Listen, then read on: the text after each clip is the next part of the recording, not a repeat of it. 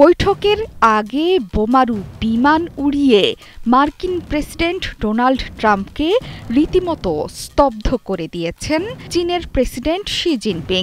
এর আগে রুশ প্রেসিডেন্ট ভ্লাদিমির পুতিনের সামনে তেমন সুবিধা করতে পারেননি মার্কিন প্রেসিডেন্ট। তীব্র হতাশা নিয়ে এখন এশিয়া সফরে মার্কিন প্রেসিডেন্ট। তবে মার্কিন প্রেসিডেন্ট ভেবেছেন তোষামোদী আমেজে তাকে স্বাগত জানাবেন চীনা প্রেসিডেন্ট। বাস্তবে এসে দেখলেন সব উল্টো। এবারও তার স্বপ্ন অধরা। বৈঠকের আগে চীন যা শুরু করেছে তা কার্যত বড়সড় এক হুমকিরই শামিল।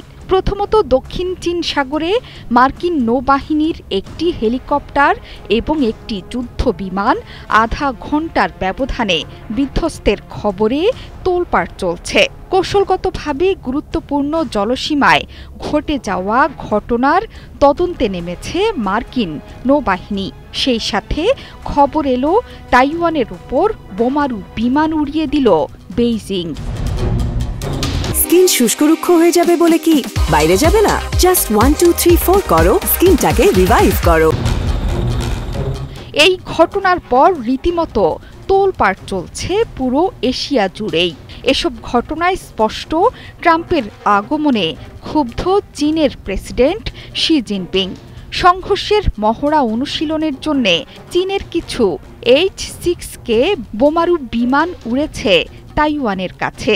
বৃহস্পতিবার ডোনাল্ড ট্রাম্প এবং শি জিনপিংয়ের বাণিজ্য আলোচনার বৈঠকের আগেই বেইজিংয়ের এমন কর্মকাণ্ডে চোখে সর্ষে ফুল দেখছেন মার্কিন কর্মকর্তারা। রোববার রাতে ওই বোমারু বিমান ওড়ার কথা প্রচার করেছে চীনের রাষ্ট্রায়ত্ত গণমাধ্যম। যদিও এটিকে প্রচারণার কৌশল বলছে তাইওয়ানের প্রতিরক্ষা মন্ত্রণালয়। রয়টার্স বলছে, চীন যাকে নিজস্ব ভূখণ্ড হিসেবে দেখে সেই তাইওয়ান দ্বীপটির চারপাশের আকাশ ও সাগরে নিয়মিত যুদ্ধ বিমান এবং যুদ্ধ জাহাজ পাঠিয়ে টহল দেয়।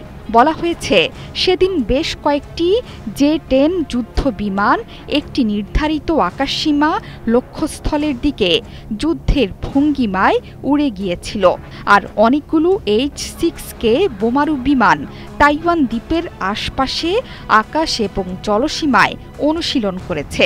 এমনকি বোমারু বিমান থেকে বোমা ফেলতেও দেখা গেছে বলে জানিয়েছে গণমাধ্যমগুলো। H-6K চীনের একটি কৌশলগত বোমারু বিমান। এটি পারমাণবিক অস্ত্র বহনে সক্ষম।